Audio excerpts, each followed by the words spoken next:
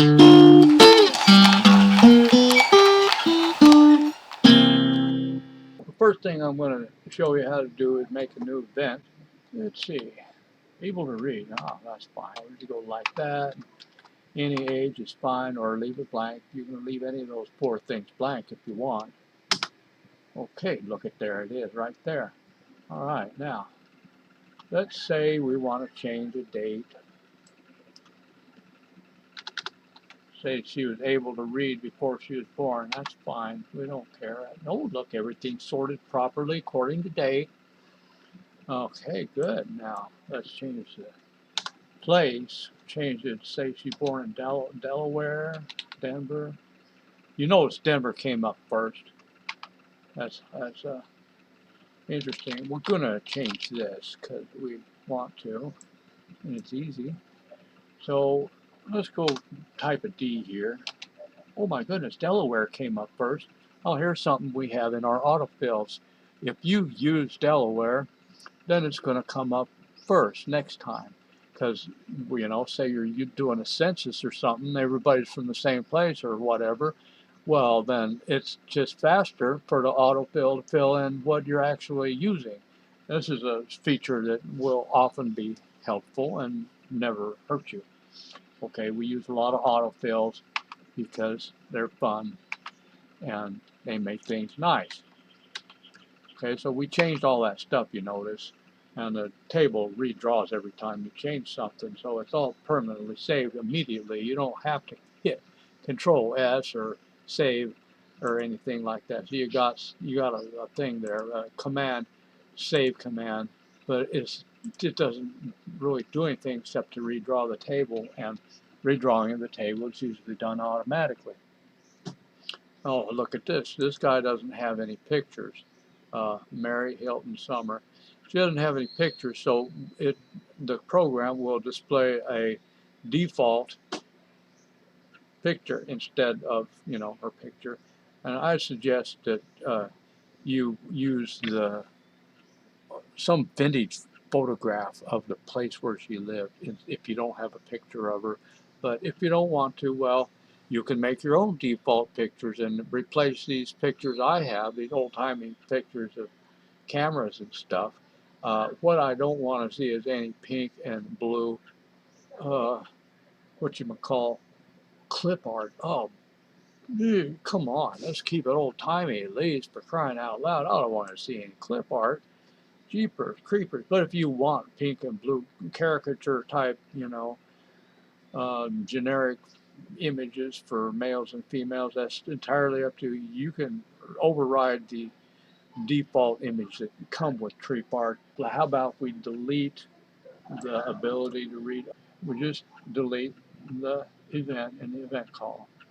Tab out, and we get a, are you sure? There aren't many of these in tree art, but we're not going to read all that right now. We're just going to say yes. Oh, look, it's gone.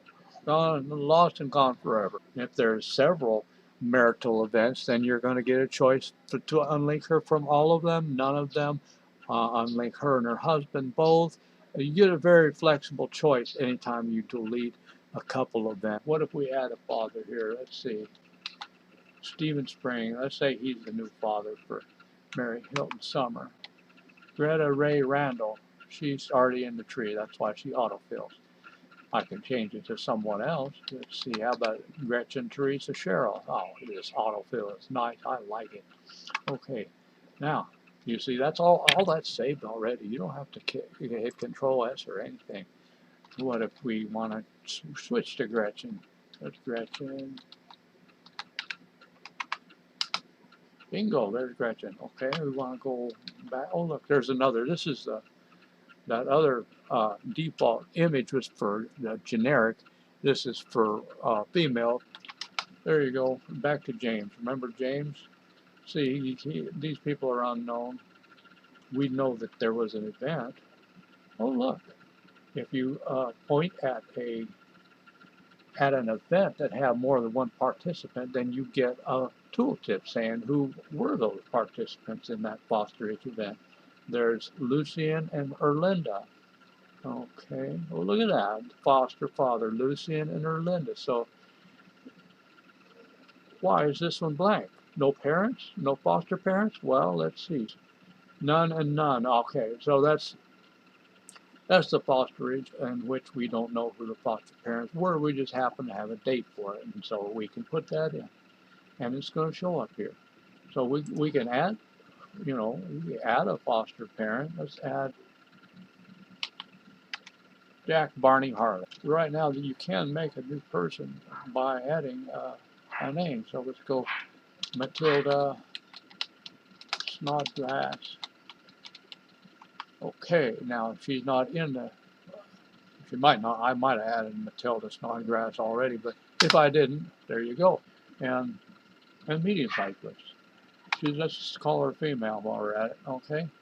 And then we've got the default images I told you about. So let's say she's a female, just for the fun of it. And then birth name, name type. We're going to give her a name type.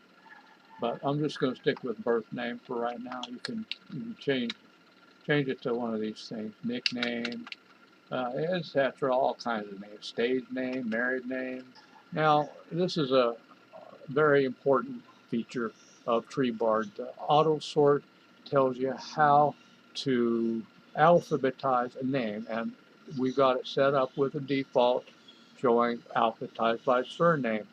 But what if you got Dick Van Dyke and you got one in America and you got one in Holland? Well, they're going to be alphabetized differently. But if you're in Holland, you're going to want to do different because they're going to alphabetize Dick Van Dyke under D for Dyke. And then if you're in America, they're going to alphabetize Dick Van Dyke under V for Van. Oh, look at that. We made a new person. Her name, Matilda Snodgrass. Now we're going to change back to James just for the fun of it. And then I can't remember her ID number, so we're going to look it up. Oh my goodness, look, she's 59, 53. So I could change back to her by typing her name.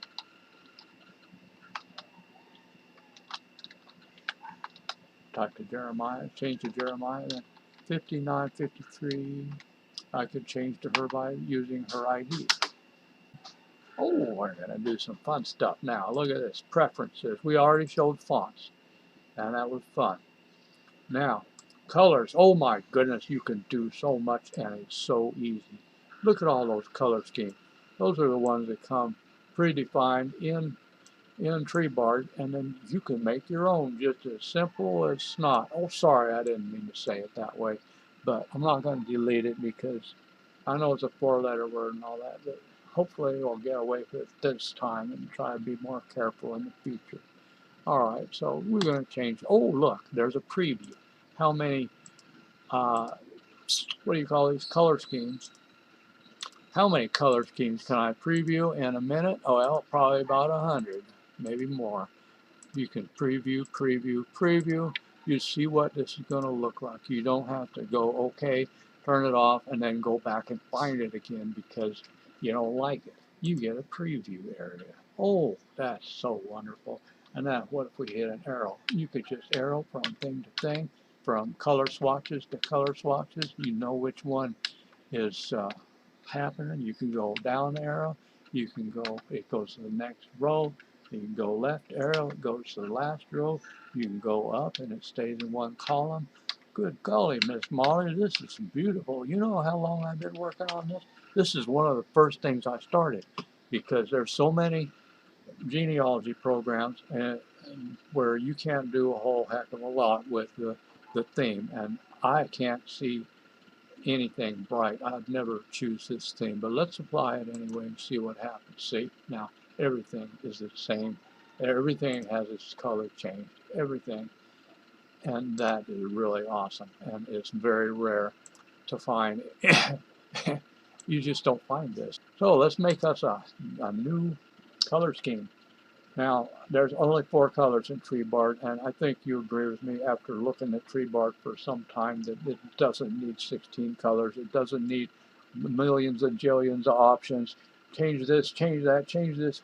No, we just need to pick 4 colors that we like, and boomity boom, boom, boom, we got us a color scheme.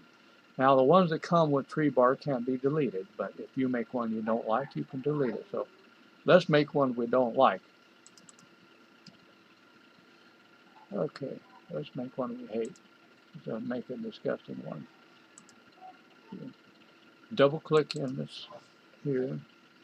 Not going to worry about the details, just showing you the basics here. You can figure this out on your own because it's too simple for words. And get a nice bright orange because we hate that. Okay. And then this is going to be the font, so let's use a dark color. Go down here. This is real cool. I mean, this is so awesome. I mean, look how ugly that is. That's bright. That really hurts your eyes after a while. We're going to add the color scheme. And now we're going to apply. Oh, look at that. It does too work. Ah, okay. Now, we don't like that color scheme. It's right here. We're going to highlight it there and click delete. And it's gone. We never have to see that color scheme again. You can't delete the ones that are built in the tree bar, but you can hide them if you don't want them in this table. If you think they're ugly or you're never going to use it, you can hide it. I'm going to say goodbye now. Goodbye.